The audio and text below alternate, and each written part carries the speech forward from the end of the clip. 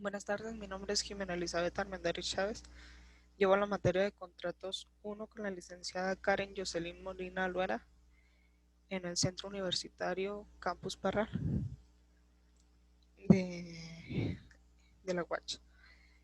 Hoy les vengo a hablar del contrato de arrendamiento, eh, lo cual no sabemos. Bueno, vamos a irnos a lo que es el concepto. Este contrato es mediante el cual una persona transfiere el uso y goce de algún bien a cambio de una cantidad determinada. Eh, por ejemplo, yo rento un departamento a una determinada persona, entonces ahí ya estoy transfiriendo el uso y el goce temporal de ese bien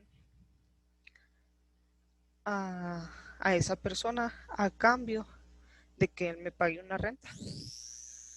Las partes que intervienen en este contrato son el arrendador, quien transfiere el uso, goce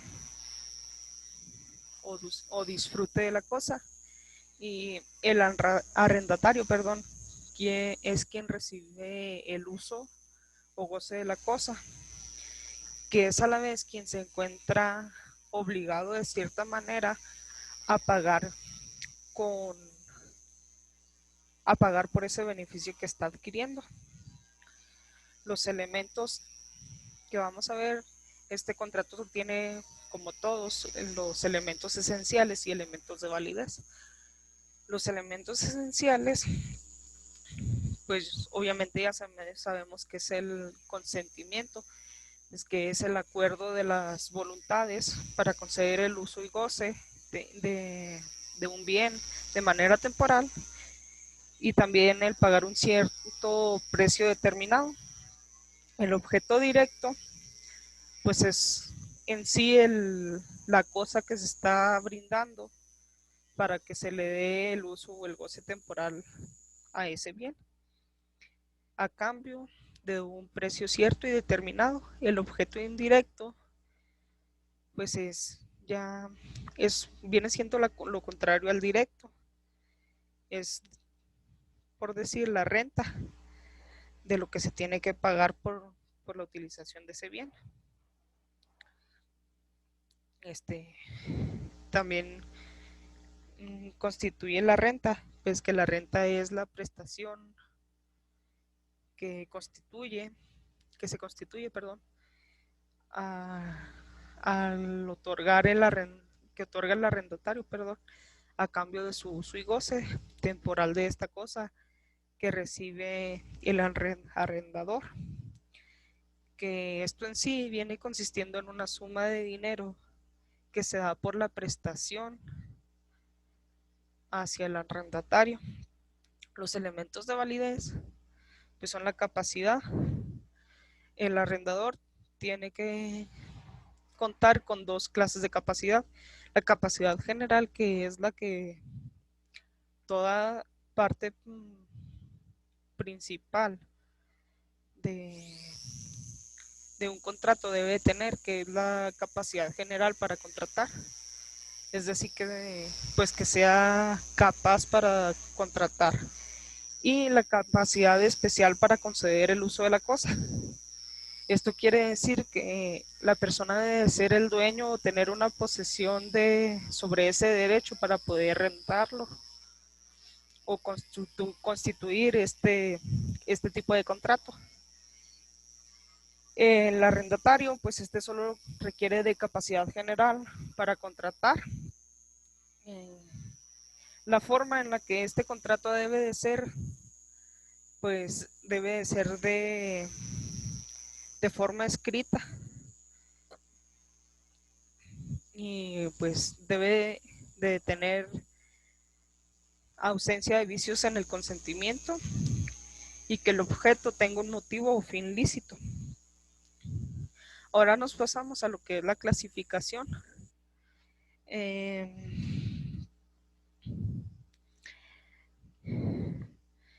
el contrato traslativo de uso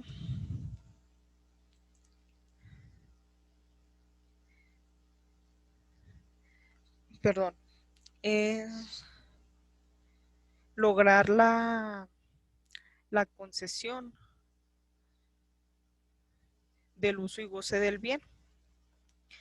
Es, se clasifica dentro de los bilaterales porque genera derechos y obligaciones recíprocos entre ambas partes, ya que el arrendador debe de conceder el uso y goce temporal del bien y el arrendatario pues debe de pagar por el uso y goce de ese bien.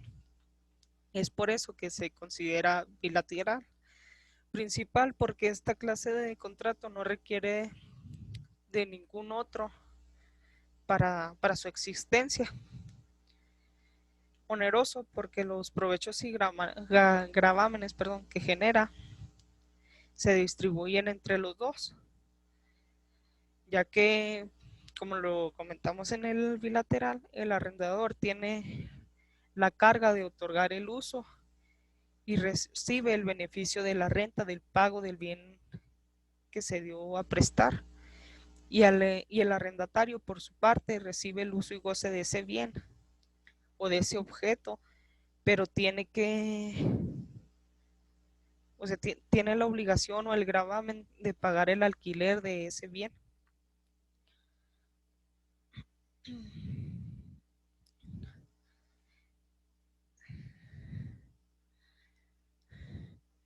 Conmutativo porque las prestaciones son ciertas ya que se tiene el conocimiento del objeto que se va a prestar por un tiempo determinado y también se tiene conocimiento del valor que tiene el alquilar ese bien, que es decir, pues el precio de la renta.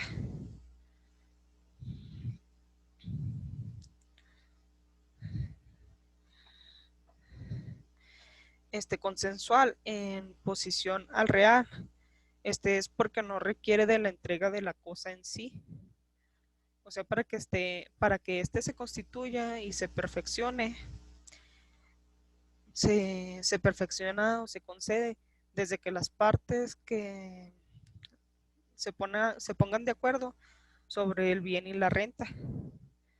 Con eso basta para que suceda. Formal en oposición al consensual, perdón. Ya porque, como lo mencionamos, este contrato debe de hacerse constar por escrito. Y tratándose por predios turísticos, la renta anual excede al 4,000 del valor diario de una UMA. Debe de ser en escrituras públicas. Temporal, ¿por qué? Porque pues la transmisión o enajenación del uso o goce solo es por un determinado tiempo, no es de manera parcial. Es por eso que es tan temporal. Por eso consigue al tracto sucesivo, porque las prestaciones y gravámenes que se pactan en el momento se van ejecutando sucesivamente en el tanto tiempo que dure el contrato, es mediante el tiempo que esté durando ese contrato de arrendamiento. Existen contratos especiales, los cuales son mercantil, administrativo y civil. El mercantil, pues son los que se celebran con el propósito de una especulación comercial y estos se rigen por el Código de Comercio, es por ello pues, que son un tanto especiales. Administrativos es porque estos recaen sobre un bien que pertenece a la federación, y los civiles pues son aquellos que no son ni administrativos ni mercantiles. Las obligaciones de las partes. La obligación del arrendador es conceder el uso o goce temporal de la cosa, pues es lo por lo cual se pacta primero. Al momento de contratar, ya se deben de conceder el uso y goce temporal del uso de la cosa. Entregar el bien, pues es a dar la entrega del bien inmueble o mueble que se está rentando. conservar el bien arrendatario en el mismo estado.